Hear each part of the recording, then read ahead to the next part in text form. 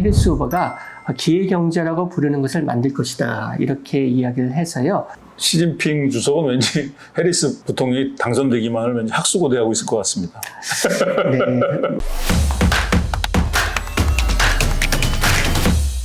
시청자 여러분 안녕하십니까. 파보세 오늘도 미스터 신뢰성 이진수 교수와 함께합니다. 네, 안녕하십니까. 네, 카멀라 해리스 부통령이 8월 23일 시카고에서 열린 미국 민주당 전당대회에서 민주당의 대통령 후보직을 공식적으로 수락을 했습니다. 11월 5일 미국 대선 공화당의 트럼프 후보와 본격적인 대선 레이스가 시작이 됐습니다. 그렇습니다. 이코노미스트지에 의하면 8월 22일 현재 미국 유권자의 48%가 해리스 후보를 지지하고 있고 45%는 트럼프 후보를 지지하고 있는 것으로 나타나고 있습니다.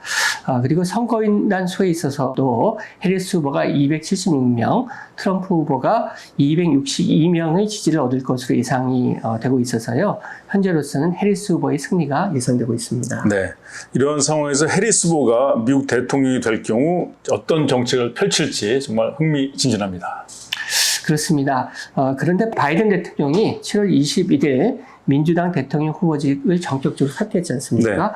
그 이후에 해리스 부통령이 민주당 대통령 후보로 이제 부각이 되었는데요. 이제 겨우 한 달 남짓되어서 아직은 해리스 후보의 정책이 전체적인 모습을 드러나고 있지는 못하다 이렇게 이야기를 할 수가 있겠습니다. 우리나라도 뭐 대선에서 경제가 중요한데 뭐 미국 대선도 마찬가지고 뭐 대선에서 경제가 제일 중요한데 해리스 후보 8월 23일 민주당 대통령 후보직 수락 연설의 상당 부분을 이제 미국 경제에 대해서 이야기를 했습니다.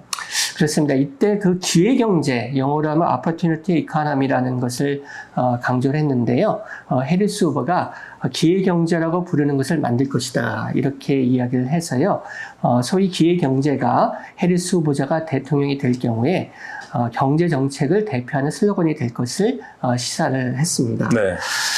그런데 해리스 후보자는 기회경제에 대해서 모든 사람이 경쟁할 기회와 성공할 기회가 있는 경제다 이렇게 이야기를 하면서 중산층을 강화해서 기회경제를 구축하는 것이 본인의 대통령 임기의 결정적 목표가 될 것이다.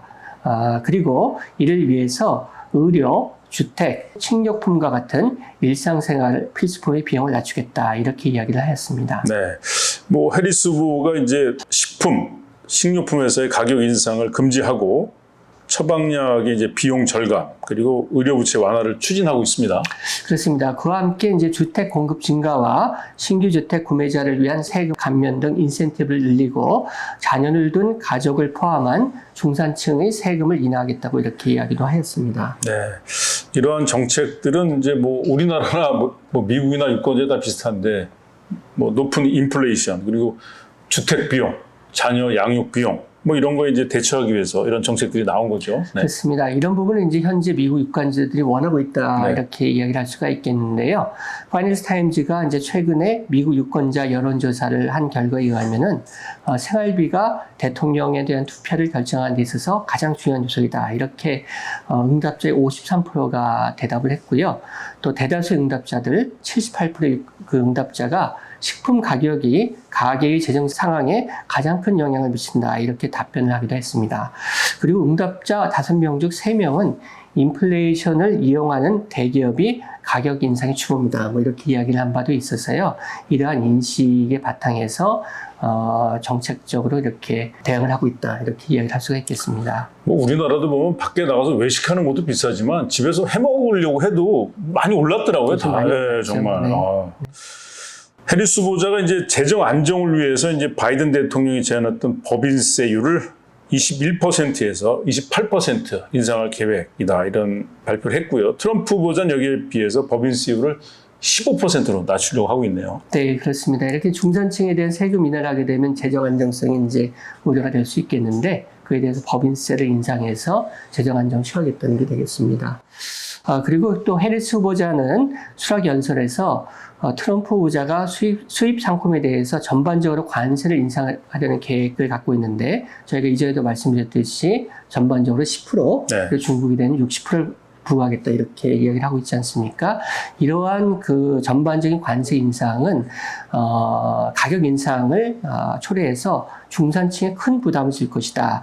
이러한 그 부담을 줄 일종의 판매세다 이렇게 비난을 하면서요 전반적인 관세 인상이 반대하기도 했습니다. 네, 이진수 교수가 그때 얘기했던 것처럼 이렇게 관세를 인상하면 사실은 중산층에 도움도 안 되고 오히려 수출 업체 중에 경쟁력 있는 기업은 오히려 피해를 보고 그냥 이렇게 좀 그렇지 못한 기업이 혜택을 보는 그런 경제적인 문제가 있다고 지난번에 얘기했잖아요, 그죠? 네, 뭐 제 얘기라기보다는 일반적인 경제학자들의 컨센서스가 되겠는데요.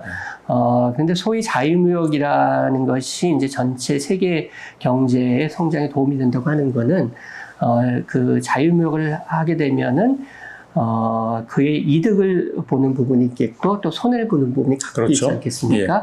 그런데 이제 이득을 보는 부분의 크기가 그 손해를 보는 그 부분의 그 손해의 크기보다 크기 때문에 그렇죠. 전반적으로 이제 경제에 도움이 된다는 것이 되겠는데요.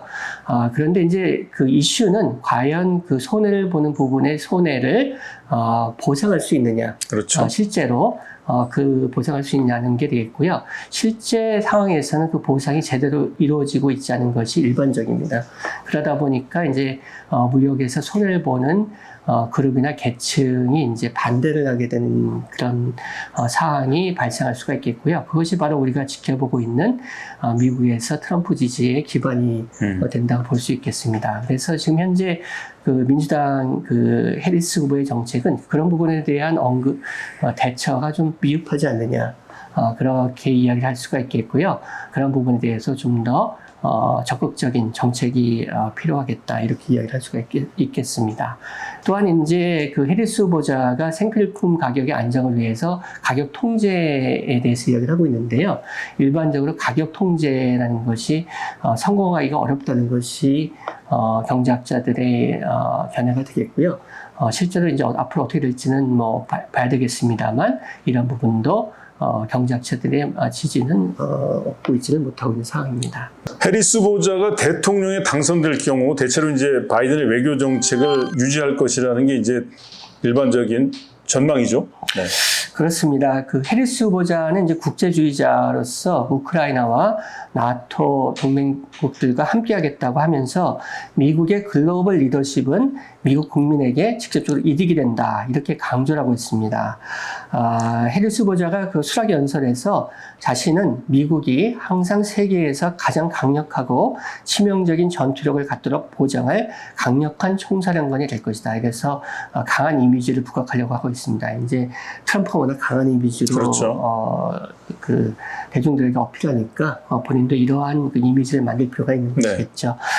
그러면서 우주와 인공지능 분야에서 우리가 세계를, 우리라는 미국이 되겠죠. 미국이 세계를 미래로 이끌고 중국이 아닌 미국이 21세기 경쟁에서 승리할 수 있도록 하면서 우리 세계적 리더십을 포기하지 않도록 강하겠다. 이렇게 언급을 하였습니다. 네. 이제 미국 대선에서 중국 얘기는 꼭 나옵니다. 예전에는 전혀 언급이 안 됐었는데 네. 중국이 넘버 2 확실합니다. 네. 바이든 행정부하고 도대체 그러면 해리스 행정부는 어떻게 다를 것인가? 뭐 질문을 던지게 되네요. 그렇습니다. 뭐 기본적으로는 뭐 유사한 바이든 대통령의 정책을 계속 유지해 나가지 않을까 이런 것이 예상이 되겠습니다. 잘 알고 계시듯이 바이든 행정부에서 중국으로의 반도체 수출을 억제하고 중국의 첨단 기술 개발에 있어서 미국인의 투자를 제한하고 있지 않습니까? 그런데 이제 이러한 그 특정한 부분에 있어서 확실하게 그 제한을 가하겠다는 소위 말하는 작은 마당, 높은 울타리라는 그런 정책을 펴고 있는데요. 해리스 후보자가 대통령이 될 경우에 있어서도 군사력 적용이 가능한 분야에 있어서는 강경하게 대응을 하겠지만은 일반적인 기술 수출 제한이나 투자 제한 이렇게 그 더 확대되지는 않으리라는 것이 일반적인 예상이 되겠습니다. 네. 시진핑 주석은 왠지 해리스 그 부통령이 당선되기만 하면 왠지 학수고대하고 있을 것 같습니다.